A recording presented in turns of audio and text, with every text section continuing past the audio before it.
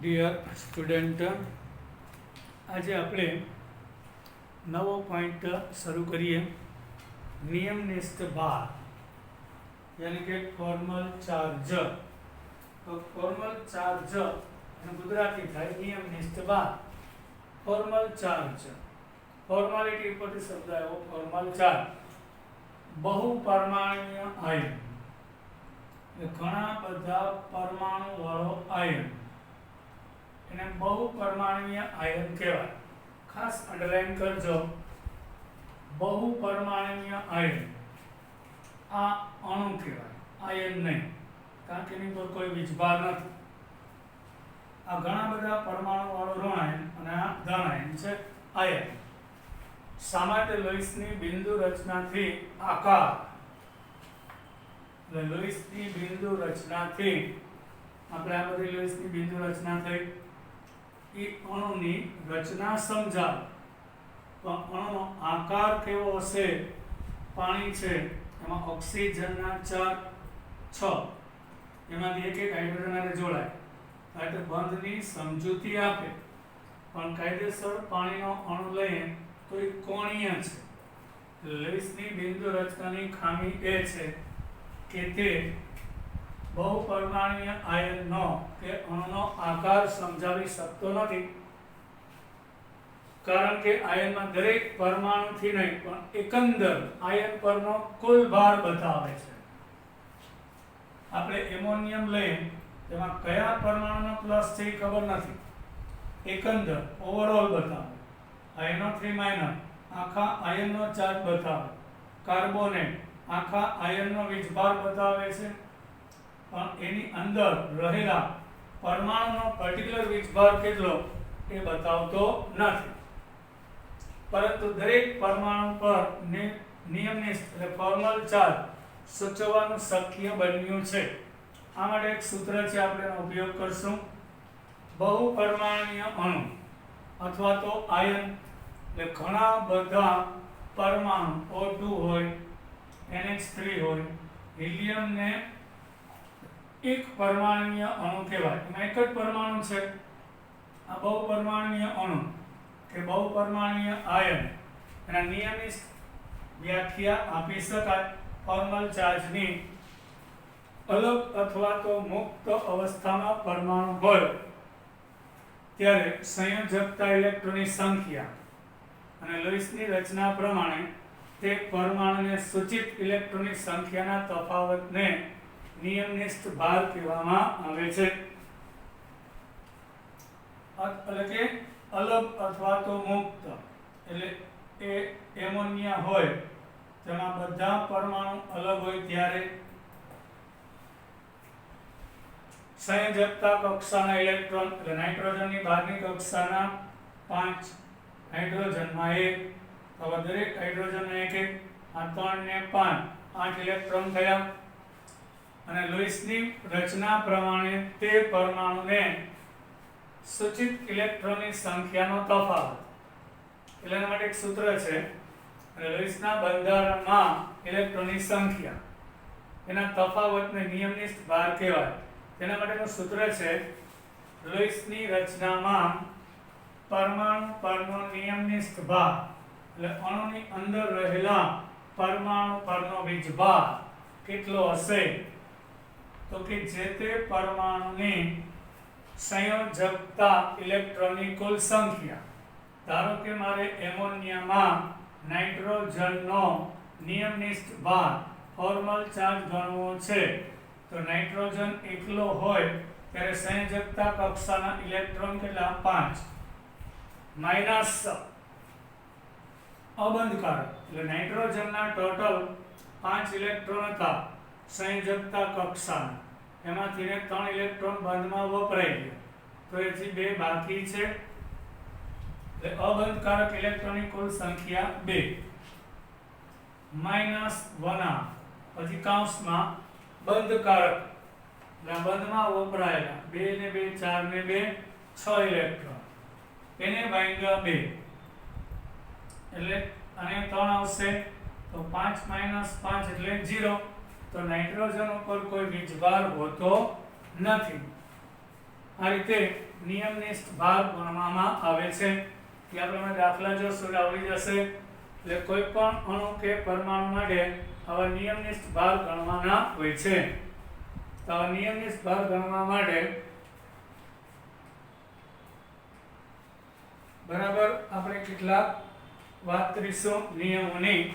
એટલે પહેલા તો સૂત્ર સમજાઈ ગયું ને. આ ગણતરી એ ધારણાને આધારે કરવામાં આવેલી છે કે દરેક અણુમાં દરેક પરમાણુના દરેક ભાગીદાર યુગ્મનો એક ઇલેક્ટ્રોન અને અબંધકારક યુગ્મના બંને ઇલેક્ટ્રોન તેના પોતાના છે. એ ધ્યાન રાખવાનું. આપણે એમોનિયામાં ગણતરી કરી તો અણુમાં દરેક પરમાણુના દરેક ભાગીદારીના યુગ્મનો એક ઇલેક્ટ્રોન અને અબંધકારક યુગ્મના બંને ઇલેક્ટ્રોન તેના પોતાના હોવા જોઈએ. તો જે સૂત્રમાં કિંમત મૂકી શકાય. આપણે ઓઝોનના અણુનો વિચાર કરીએ તો એની લુઈસની રચના નીચે મુજબ થશે. ઓઝોન છે એમાં 3 ઓક્સિજન છે. ઓક્સિજન 8, 2 અને 6. 12મી કક્ષામાં 6 ઇલેક્ટ્રોન છે. દરેક ઓક્સિજન પાસે સંયોજકતા ઇલેક્ટ્રોન 6 છે. હવે તમે જો આ ઓક્સિજનના 2 અને આના 2 ની ભાગીદારી કરી એટલે લુઈસના નિયમ મુજબ આનું અષ્ટક પૂરું થયું. તો અહીં 4 ને 4 8 આનું પણ અષ્ટક પૂરું થયું. તો અહીંયા ભાગીદારી નહીં કરે પણ અહીં કયો બંધ મેં કીધો સવર્ગ સહસંયોજક. ભાગીદારીના બંને ઇલેક્ટ્રોન આના હશે એટલે આ રીતે બંધ રચાશે. આનું અષ્ટક હવે પૂરું. આ રીતે લુઈસનું બંધારણ છે. હવે આપણે દરેક ઓક્સિજનનો ફોર્મલ એટલે અણુ ઓઝોન છે એમાં દરેક પરમાણુ પરનો ફોર્મલ વીજભાર ગણવો છે. તો આવું લુઈસનું બંધારણ પહેલા દોરવું પડે જે આપણે દોર્યું. હવે પરમાણુને આપણે 1 2 3 ક્રમ આપી દીધો. તો નિયમનિષ્ઠ ભાર એટલે પહેલા પરમાણુ માટે એમાં આ બેની વચ્ચેનો પરમાણુ છે ને મધ્યસ્થ પરમાણુ નામ આપ્યું. આ છેડા ઉપરનો હોય ને ટર્મિનલ કહેવાય. ટર્મિનલ એટલે કે છેડા પરનો અને આ વચ્ચેનો છે એટલે મધ્યસ્થ કહેવાય. એટલે નવું કંઈ નથી. મધ્યસ્થ ઓક્સિજન પરમાણુ કે જેને 1 નંબરથી દર્શાવેલ છે એનો આપણે ફોર્મલ વીજભાર ગણવો છે. તો આપણું સૂત્ર છે ફોર્મલ ચાર્જ બરાબર એટલે મુક્ત અવસ્થામાં એટલે ઓક્સિજન એકલો હોય ત્યારે સંયોજકતા કક્ષાના ઇલેક્ટ્રોન 1s2 2s2 2p4 એટલે 4 ને 2 6 થશે. એટલે ઓક્સિજન પાસે કુલ 6 ઇલેક્ટ્રોન આવેલા છે એટલે 6 માઈનસ અબંધકારક એટલે આ ઓક્સિજનના બંધમાં ભાગ લીધા વગરના ઇલેક્ટ્રોન કેટલા 2 માઈનસ 1/2 કૌંસમાં બંધકારક ઇલેક્ટ્રોન એટલે પોતાનો અને જેની સાથે ભાગીદારી કરી બેયના થઈને એટલે આ 2 3 4 5 અને 6 એટલે 6 માઈનસ 2 માઈનસ 3 6 માઈનસ 5 એટલે પ્લસ 1 એટલે આનો ફોર્મલ વીજભાર પ્લસ 1 થશે. કારણ કે અહીંયા આને શું કર્યું ઇલેક્ટ્રોન યુગ્મ પોતાના અને દાન કર્યા એટલે પ્રથમ પરમાણુ પરનો ફોર્મલ વીજભાર પ્લસ 1 થશે. પાછો એકવાર ઓક્સિજન મુક્ત હતો ત્યારે સંયોજકતા કક્ષાના ઇલેક્ટ્રોન 6 એટલે 6 માઈનસ આ પરમાણુના બંધમાં ભાગ લીધા વગરના એટલે અબંધકારક ઇલેક્ટ્રોન 2 માઈનસ 1 કૌંસમાં બંધમાં ઇલેક્ટ્રોન પછી પોતાના અને બીજા પરમાણુ ભાગીદારીના ટોટલ 4 ને 2 6 6 ભાગ્યા 2 કરો તો 3 ને 2 5 6 માંથી 5 જાય એટલે પહેલા ઓક્સિજનનો નિયમનિષ્ઠ ફોર્મલ ચાર્જ પ્લસ 1 થશે. હવે છેડા પરનો એટલે ટર્મિનલ જેને 2 નંબરથી દર્શાવેલ છે એની આપણે વાત કરીએ તો 2 નંબરનો ભાગ જોઈએ તો એનો ફોર્મલ વીજભારનું સૂત્ર છે મુક્ત અવસ્થામાં એટલે ઓક્સિજન છે, એની બહારની કક્ષાના ઇલેક્ટ્રોન 6. પછી બંધમાં ભાગ લીધા વગરના ઇલેક્ટ્રોન કેટલા? 4 માઈનસ 1 કૌંસમાં બંધકારક, એટલે આ 4 ઇલેક્ટ્રોન આને ગણાય ને આને ગણાય, એટલે બંધકારક ઇલેક્ટ્રોન 4, એટલે 6 માંથી 6 જાય એટલે 0 થશે, એટલે આનો ફોર્મલ વીજભાર 0 થઈ જશે. બરાબર. હવે છેડા પરનો જે ત્રીજો ઓક્સિજન છે ટર્મિનલ 3, એના ઉપરની આપણે વાત કરીએ તો એનો ફોર્મલ વીજભાર કેટલો? તો અહીંયા 2 ઇલેક્ટ્રોન આના હતા ને, તો આના 6 એમનેમ છે જો વપરાયા વગરના, એટલે પહેલા તો Fc ફોર્મલ ચાર્જ, એટલે ઓક્સિજન એકલો હોય ત્યારે સંયોજકતા કક્ષાના ઇલેક્ટ્રોન 6 માઈનસ અબંધકારક બંધમાં વપરાયા વગરના 6 માઈનસ 1 બંધકારક ઇલેક્ટ્રોન આ બે આના ગણાય ને આના ગણાય, એટલે 2, એટલે 6 માઈનસ 6 માઈનસ 1 6 માઈનસ 7 એટલે માઈનસ 1 વીજભાર આવશે. એટલે ઓક્સિજન છે ઇલેક્ટ્રોન યુગ્મ આ તરફ પ્રસરાવીને બેઠો, એટલે આનું ફોર્મલ +1 અને પ્લસ માઈનસ કટ થઈ જાય, એટલે આખા ઓઝોનના અણુનો વીજભાર 0 હશે, કારણ કે પ્લસ માઈનસ 0 થઈ જાય ને. આ તો ઓક્સિજનનો 0, એટલે વ્યક્તિગત વીજભાર એને ફોર્મલ ચાર્જ કહેવાય. અણુની અંદર રહેલા દરેક પરમાણુનો સ્વતંત્ર વ્યક્તિગત વીજભાર અને ફોર્મલ વીજભાર કહેવામાં આવે છે, જે આપણે નિયમિત ભાર તરીકે ઓળખીએ છીએ. તો ઓઝોન છે ને પર તો કોઈ વીજભાર લખતા જ નથી. એનું કારણ એ છે કે આનો સરવાળો 0 થઈ જશે પ્લસ માઈનસ, પણ વ્યક્તિગત દરેક પરમાણુનો કેટલો? તો આનો +1 આનો 0 અને આનો -1, પણ આખો ઓઝોનનો અણુ તો વીજભારની દ્રષ્ટિએ તટસ્થ, એટલે અણુની અંદર રહેલા દરેક પરમાણુનો સ્વતંત્ર વીજભાર કેટલો એ દર્શાવવા નિયમિત ભારનો ઉપયોગ કરીએ છીએ. આપણે સમજવું જોઈએ કે નિયમિત ભાર અણુમાં સાચું ભાર અલગીકરણ પણ નથી, કારણ કે આખો અણુ તો ધન કે ઋણ નથી જ. ભારનો નિર્દેશ કરવાથી આપણને અણુમાં સંયોજકતા ઇલેક્ટ્રોનનો માર્ગ જાણવાની મદદ કરે છે. ફેક્ટર છે. આ પ્લસ એટલે દાન કર્યું, માઈનસ એટલે મેળવ્યું. અહીંયા સંપૂર્ણ ભાગીદારી, અહીંયા ભાગીદારીમાં 2 ઇલેક્ટ્રોન આ ઓક્સિજનના છે, એટલે આવા નિયમિત ભાર દર્શાવવાથી કયા પરમાણુએ ભાગીદારીમાં બંને ઇલેક્ટ્રોન પોતાના રોકેલા છે અને કયા પરમાણુએ મેળવેલા છે એ નિયમિત ભાર. અહીં ભાગીદારીમાં કેમ બેયના 2 હતા, એટલે આનો 0 આવ્યો. આની સાથે ભાગીદારી નથી કરતો, પણ ભાગીદારીમાં બંને ઇલેક્ટ્રોન પોતાના રોકે છે.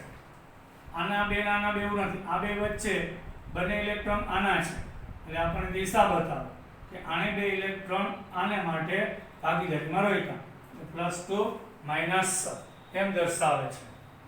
અણુમાં સંયોજકતા ઇલેક્ટ્રોનનો માર્ગ ટ્રેક કરો.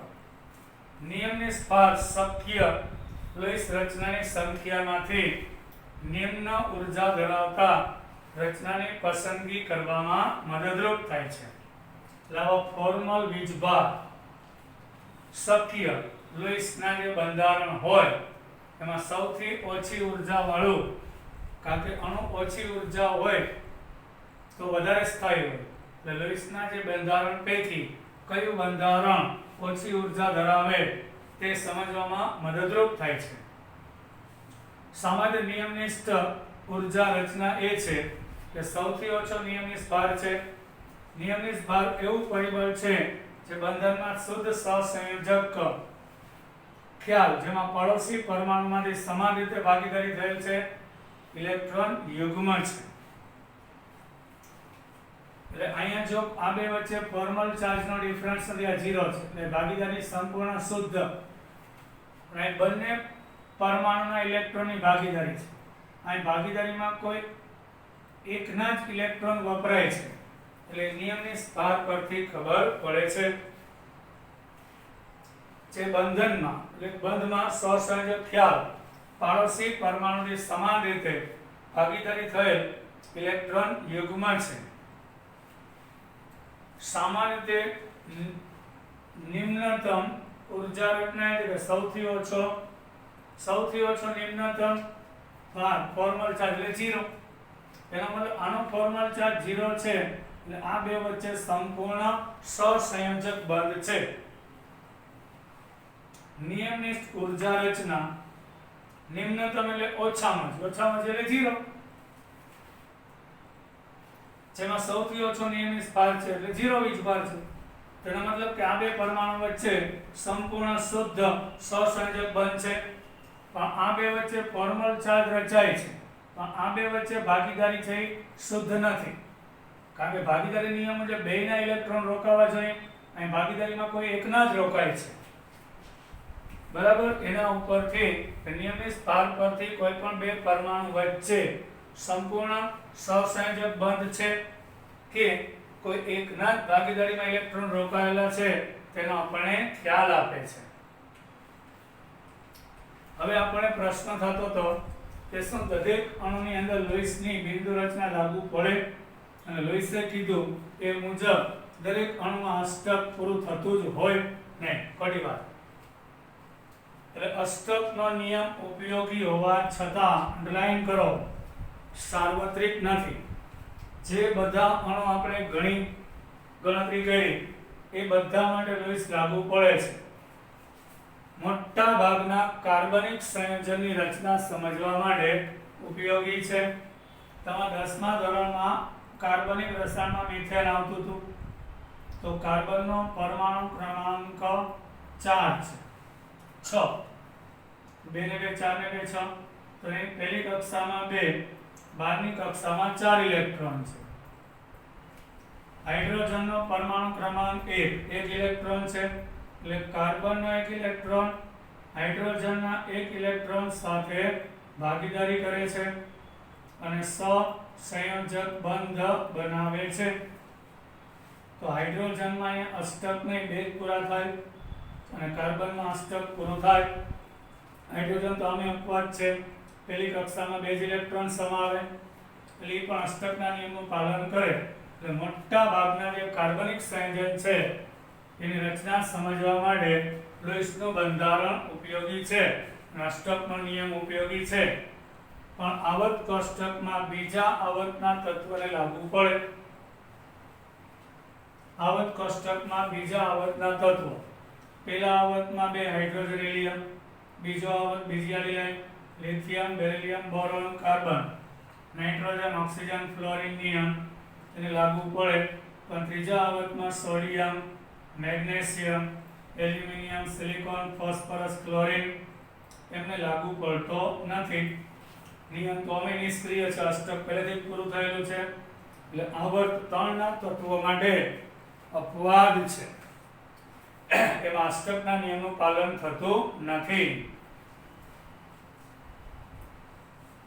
હવે આપણે લઈએ મધ્યસ્થ પરમાણુ. અણુની અંદર સેન્ટરમાં રહેલો પરમાણુ કે જેને મધ્યસ્થ પરમાણુ કહેવાય. કેટલાક સંયોજનના મધ્યસ્થ પરમાણુની આસપાસ ઇલેક્ટ્રોનની સંખ્યા 8 કરતા ઓછી હોય છે. આ ખાસ કરીને જે તત્વની સંયોજકતા ઇલેક્ટ્રોન 4 કરતા ઓછા હોય તેના માટે. એટલે લિથિયમ છે તો 1s2 2s1 એની બહારની કક્ષામાં 1 ઇલેક્ટ્રોન. બેરિલિયમ છે 1s2 2s2 2p1. લિથિયમ પછી બેરિલિયમ એની બહારની કક્ષામાં 2 electron. Boron 1s2 2s2 2p1 એની બહારની કક્ષામાં 3 ઇલેક્ટ્રોન છે. એટલે જ્યારે 4 કરતા ઓછા ઇલેક્ટ્રોન હોય ત્યારે અષ્ટક પૂરું નહીં કરે, છતાંય અણુ રચાય છે. એટલે અષ્ટકનો નિયમ લાગુ પડવો જ જોઈએ એવું જરૂરી નથી. તો આપણે લઈએ lithium chloride. Lithium 3 number 1s2 2s1 એની બહારની કક્ષામાં 1 જ ઇલેક્ટ્રોન છે. Chlorine 17 number 1s 2s2 2p6 આની બહારની કક્ષામાં 7 ઇલેક્ટ્રોન. તો અહીં ક્લોરીનના 7 ઇલેક્ટ્રોનમાંથી એકની ભાગીદારી થઈ, ક્લોરીનનું અષ્ટક પૂરું. પણ લિથિયમમાં અષ્ટક નહીં, 2 જ પૂરા થાય છે. લિથિયમમાં તો 2s કક્ષક છે, તો પહેલી કક્ષા હોય તો 2 ઇલેક્ટ્રોન બરાબર, બીજી કક્ષામાં તો 8 હોવા જોઈએ ને. લિથિયમમાં બીજી કક્ષામાં 2 જ ઇલેક્ટ્રોન પૂરા થયા, અષ્ટક પૂરું થતું નથી. પછી આપણે વાત કરીએ બેરિલિયમ હાઇડ્રાઇડ. બેરિલિયમ પાછું 1s2 2s2. બેરિલિયમની બહારની કક્ષામાં 2 ઇલેક્ટ્રોન, હાઇડ્રોજન પાસે એક જ છે, એટલે બેરિલિયમનો એક અને હાઇડ્રોજનનો એક ભાગીદારી કરી.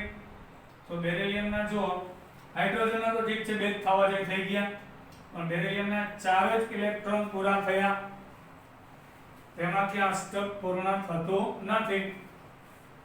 બોરોન લઈએ, પરમાણુ ક્રમાંક 5, 1s2 2s2 2p5. બીજી કક્ષામાં 3 ઇલેક્ટ્રોન, તો બોરોન પાસે 3 ઇલેક્ટ્રોન છે. ક્લોરીન 2 8 અને 7 ઇલેક્ટ્રોન બહારની કક્ષામાં, તો ક્લોરીન બોરોન સાથે જોડાય, અષ્ટક પૂરું કરી લેશે. પણ બોરોન પાસે ટોટલ 3 ને 3 6 જ ઇલેક્ટ્રોન થયા, અષ્ટક પૂર્ણ થતું નથી.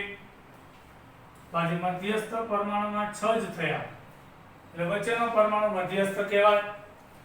એનું અષ્ટક પૂરું થતું નથી, છતાંય અણુસ્થાયી છે, એટલે અષ્ટકના નિયમના અપવાદ થયા. લિથિયમ, બેરિલિયમ, બોરોન અનુક્રમે સંયોજકતા કક્ષામાં અહીં 1, અહીં 2 અહીં 3 ઇલેક્ટ્રોન ધરાવે. હવે બીજા સંયોજનની વાત કરીએ તો AlCl3. એલ્યુમિનિયમ 13 નંબર છે, 1s2 2s2 2p6 3s2 3p1 2 ને 4 6 10. બહારની કક્ષામાં 3 ઇલેક્ટ્રોન. ક્લોરીન 17 નંબર છે, 2 8 અને 7 ઇલેક્ટ્રોન આવેલા છે, એટલે એલ્યુમિનિયમના 3 ઇલેક્ટ્રોન એ ક્લોરીન સાથે ભાગીદારી કરી, અષ્ટક પૂરું થયું. તો અહીં એલ્યુમિનિયમની આસપાસ 6 ઇલેક્ટ્રોન થયા, અષ્ટક પૂરું થતું નથી. પછી Pf3 લઈએ, બોરોન 1s2 2s2 2p1. બહારની કક્ષામાં 3 ઇલેક્ટ્રોન, પહેલી કક્ષામાં 2, તો સંયોજકતા કક્ષાના 3 ઇલેક્ટ્રોન થયા. તો ફ્લોરીન પાસે 9 નંબર, 2 અને 7, તો બોરોનના 3 એ ફ્લોરીન સાથે ભાગીદારી કરે, તો અહીંયા આગળ ફ્લોરીનનું અષ્ટક પૂર્ણ થયું.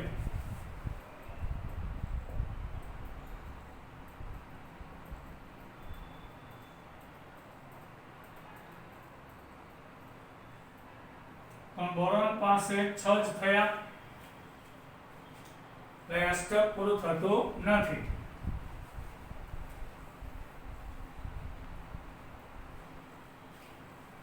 બરાબર, એટલે મધ્યસ્થ પરમાણુ કે જેમાં અષ્ટક પૂર્ણ થતું નથી એવા ઉદાહરણ, છતાંય આ બધા અણુ સ્થાયી છે. એટલે અષ્ટકના નિયમની મર્યાદા શીખીએ છીએ. એકી ઇલેક્ટ્રોન ધરાવતા અણુ, યસ, એટલે બેકી સંખ્યામાં જ ઇલેક્ટ્રોન હોય એવું પણ જરૂરી નથી. એકી સંખ્યામાં ઇલેક્ટ્રોન હોય છે, જેમાં નાઇટ્રિક ઓક્સાઇડનો સમાવેશ થાય. જેમ કે અષ્ટક છે એ સંતોષકારક નથી. નાઇટ્રોજનની બહારની કક્ષામાં 5 ઇલેક્ટ્રોન, ઓક્સિજન પાસે 6. N અને O વચ્ચે 2 ઇલેક્ટ્રોનની ભાગીદારી થઈ, તો આના 2 વપરાઈ ગયા એટલે 4 બાકી, તો આના 2 વપરાઈ ગયા તો 3 બાકી છે. તો અહીંયા અષ્ટક પૂરું થયું, 4 ને 4 8, અહીંયા 7 થયા, 4 ને 3 7, એટલે એકી સંખ્યામાં એક ઇલેક્ટ્રોન અયુગ્મિત રહેશે. અને એક અયુગ્મિત ઇલેક્ટ્રોન છે એટલે એનો એક જો યુગ્મિત ઇલેક્ટ્રોન હોય ને તો આનું ચુંબકત્વ વિરુદ્ધ એટલે નષ્ટ થઈ જાય, પણ એક ઇલેક્ટ્રોન એનું ચુંબકત્વ હોય એટલે બહારના ચુંબક વડે આકર્ષાય એટલે અયુગ્મિત ઇલેક્ટ્રોન વાળા અણુને અનુચુંબકીય કહેવાય. એટલે ચુંબક પ્રતિ આકર્ષાય. ચાલો બધા બે થઈ જાય તો એ પ્રતિચુંબક, પણ એકાદ અયુગ્મિત હોય એટલે એનું ચુંબકત્વ નષ્ટ ના થાય, ઓલું પરસ્પર વિરુદ્ધ હોય તો નષ્ટ થાય, આમ એટલે અનુચુંબકીય. ચુંબક વડે આકર્ષાય તો આ સંતોષકારક નથી. એટલે NO2 માં જોવા મળશે નાઇટ્રોજન છે, 2 ઇલેક્ટ્રોનની ભાગીદારી આ બાજુ, તો આના 4 બાકી, પછી આનો 1 બાકી રહેશે. અહીંયા ઓક્સિજનના 6 એમનેમ રહેશે. કા ભાગીદારીમાં 2 ઇલેક્ટ્રોન આના રોકાય. એટલે નિયમની બીજભાર મુજબ આ ફોર્મલ ચાર્જ પ્લસ અને માઈનસ. હવે ખબર પડી કે આખો અણુ તટસ્થ હોય, એ ફોર્મલ બીજભાર શું બતાવે કે બંધ સંપૂર્ણ શુદ્ધ સહસંયોજક નથી એમ, આની જેમ. એટલે આનો નિયમની ભાર 0 આવશે, આનો પ્લસ અને આનો માઈનસ આવશે. આપણે ગણીએ તો આપણે ગણતરી કરીએ તો આ નાઇટ્રોજનનો નિયમની ભાર ગણીએ તો ફોર્મલ ચાર્જ બરાબર નાઇટ્રોજન એકલો હોય ત્યારે સંયોજકતા કક્ષાના ઇલેક્ટ્રોન 5 માઈનસ બંધકારક ઇલેક્ટ્રોન અબંધકારક કેટલા આવે 1 માઈનસ 1 બંધમાં વપરાયા વગરનો ઇલેક્ટ્રોન 1, બંધકારક 4 ને 2 6 ભાગ્યા 2 કરો એટલે 3, તો 5 માંથી 4 જાય એટલે પ્લસ 1 આવ્યું આ રીતે. હવે આ ઓક્સિજનનો ફોર્મલ ચાર્જ ગણીએ તો ઓક્સિજન એકલો હોય ત્યારે સંયોજકતા કક્ષાના ઇલેક્ટ્રોન 6, પછી એના બંધકારક ઇલેક્ટ્રોન બંધમાં વપરાય અબંધકારક એટલે કેટલા 6 માઈનસ 1 અને બંધકારક કેટલા 2 અને 6 માઈનસ 6 માઈનસ 1 6 માઈનસ 7 એટલે માઈનસ 1 એટલે માઈનસ 1 આવે છે. હવે આ ઓક્સિજનનો ફોર્મલ ચાર્જ ગણીએ તો આ ઓક્સિજન ઉપર એકલો હોય ત્યારે ઇલેક્ટ્રોન 6 સંયોજકતા કક્ષાના માઈનસ 6 અબંધકારક ઇલેક્ટ્રોન 4 માઈનસ 1 બંધકારક કેટલા આ બેની વચ્ચેના 4 એટલે 6 માઈનસ 4 માઈનસ 2 એટલે 6 માઈનસ 6 એટલે 0 ફોર્મલ ચાર્જ આવે છે. પણ આખો અણુ તો તટસ્થ થાય ને, પ્લસ માઈનસ થાય એટલે આની વચ્ચે પ્લસ માઈનસ નિશાની બતાવો કે આ બંધ આની જેમ સંપૂર્ણ સહસંયોજક નથી. ભાગીદારીમાં કોઈ એકના જ ઇલેક્ટ્રોન વપરાય છે, આના વપરાય એટલે પ્લસ અને આ છે આની ખાલી કક્ષક હશે એમાં વાપરશે એટલે મેળવીને માઈનસ, આ ગુમાવીને પ્લસ, એ ફોર્મલ ચાર્જ બતાવે છે. હવે મધ્યસ્થ પરમાણુ પાસે 8 ઇલેક્ટ્રોન કરતા ઓછા હોય એની વાત કરી. હવે વિસ્તૃત અષ્ટક એટલે કે આવર્ત કોષ્ટકમાં ત્રીજા પછીના આવર્તમાં 3s અને 3p કક્ષક ઉપરાંત 3d કક્ષકો પણ બંધ માટે પ્રાપ્ય હોય છે. હવે વિસ્તરણ શું કામ થઈ જાય કહું. ત્રીજો આવર્ત એટલે 3s એટલે ત્રીજી કક્ષા. જો પહેલી કક્ષા એમાં 1s જ હોય, બીજી કક્ષામાં 2s 2p હોય, 6 ને 2 8 d તો હોય નહીં. ત્રીજી કક્ષામાં 3s 3p ને 3d હોય, તો અહીંયા 1s 3p અને 5d એટલે 4 કરતા વધારે બંધ પણ બની શકે, કારણ કે ઇલેક્ટ્રોન 3s 3p અને 3d માં જશે અને 3d ખાલી હોય તો કૂદીને જશે અને 4 કરતા વધારે બંધ બનાવે તો એક બંધના 2 ઇલેક્ટ્રોન, તો 4 બંધના 8, તો 5 બંધ બને તો 5 દુ 10 થાય ને, તો 4 બંધ બનાવે મિથેન તો 4 દુ 8 ઇલેક્ટ્રોન થયા. હવે 5 બંધ બનાવશે PCl5 આપણે બનાવીએ તો આ અણુના એક બંધના 2 એટલે 5 દુ 10 થયા. એટલે વિસ્તૃત અષ્ટક કરતા પણ વધારે એટલે કે 10 12 એવા ઇલેક્ટ્રોન પણ હોય છે. એનું કારણ સમજાયું કે ત્રીજા આવર્ત અને પછીના આવર્તમાં 3s 3p અને 3d હોય, ચોથો આવર્ત હોય તો 4s 4p 4d હોય. એના કારણે મધ્યસ્થ પરમાણુની આસપાસ 8 કરતાં પણ વધારે ઇલેક્ટ્રોન હોય અને વિસ્તૃત અષ્ટક કહેવાય. આવી બાબતમાં અષ્ટકનો નિયમ લાગુ પડતો નથી. તો આવા સંયોજનના કેટલાક ઉદાહરણ લઈએ, જેમ કે PF5. બરાબર, PF5 તો મજા આવશે. ફોસ્ફરસનો પરમાણુ ક્રમાંક 15, એટલે નિયોન 10 પછી આ 10 ને 2 12, 12 ને 3 15. તો સંયોજકતા કક્ષામાં ઇલેક્ટ્રોન કેટલા? 5. પછી 3D ખાલી, એટલે શું થાય ખબર? અહીં 3s માં 2 છે, 3p માં 3 છે અને 3D ખાલી છે. તો અહીંયા બધામાં એક એક હોય ને, p3 છે. આના એક ઇલેક્ટ્રોન અહીંયા જાય અને પ્રમોશન કહેવાય. એ પ્રમોશનનો નિયમ, પ્રમોશન એટલે 3s 3p અને 3d, એટલે અહીં બધામાં એક એક થઈ જાય. એટલે 1 2 3 4 અને 5 બંધ બનાવી શકે. આને પ્રમોશન કહેવાય. આટલી ઉર્જા તને ઓરડામાંથી મળી રહેશે. એટલે આ યુગ્મિત, કારણ કે યુગ્મિત કરતા અયુગ્મિત ઇલેક્ટ્રોનનું સહસંયોજક બંધ બનાવવાનું વલણ વધારે હોય. એક ઇલેક્ટ્રોન અહીં જાય એટલે 5 અયુગ્મિત થઈ જશે. તો ફોસ્ફરસ ફ્લોરિન છે 9 નંબર, 1s2 2s2 2p5. આની બહારની કક્ષામાં 7 ઇલેક્ટ્રોન. એટલે ફોસ્ફરસ ફ્લોરિનના સંપર્કમાં આવે 1 2 3 4 અને 5. તો દરેક ફ્લોરિનના 7 હતા. એક એકની ભાગીદારી કરી એનું અષ્ટક એણે પૂરું કર્યું. પણ ફોસ્ફરસના જો 5 હતા, 5ની ભાગીદારી, 5 2 10 થઈ ગયા. એટલે અષ્ટક કરતાં પણ 2 ઇલેક્ટ્રોન વધી ગયા. એટલે ફોસ્ફરસ પરમાણુની આસપાસ 1 2 3 4 5 6 7 8 9 અને 10 ઇલેક્ટ્રોન છે. આવું સલ્ફરમાં થાય છે. સલ્ફરનો પરમાણુ ક્રમાંક 100,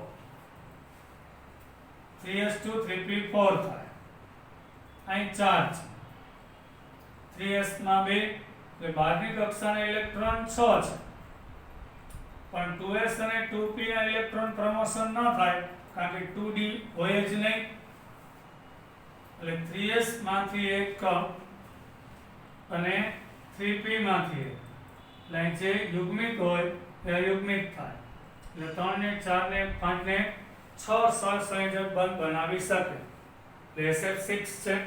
તો સલ્ફર પાસે 6 ઇલેક્ટ્રોન. એ 6 એ 6 ની ભાગીદારી બીજા 6 ફ્લોરિન સાથે કરે. એટલે 6 ને 6 ફ્લોરિનનું અષ્ટક પૂરું. 7 હતા, 1 મેળવીને 1 ભાગીદારી કરીને 8 પૂરા. પણ મધ્યસ્થ પરમાણુ જે આપણો ફ્લોરિન સલ્ફર છે, એના ઇલેક્ટ્રોન 6 ને 6 12 દર્શાવે છે. એટલે SF6 માં આવું થાય છે. પછી સલ્ફ્યુરિક એસિડ લઈએ, H2SO4. એમાં જો સલ્ફર આની સાથે 1 ની ભાગીદારી, અહીંયા પણ આના 4 બાકી, આના 4. હવે આ સલ્ફરના 2 વપરાઈ ગયા, 4 બાકી છે. એટલે 2 આ બાજુ વાપરશે અને 2 આ બાજુ. બરાબર. તો અહીં 4 ને 4 8 ને 2 10 ને 2 12 ઇલેક્ટ્રોન થયા. તો અષ્ટક કરતા પણ મધ્યસ્થ પરમાણુ પાસે 10 12 ઇલેક્ટ્રોન હોય છે. આના નિયમની મર્યાદા થઈ. વધુ આપણે કાલે જોશું. જય હિન્દ.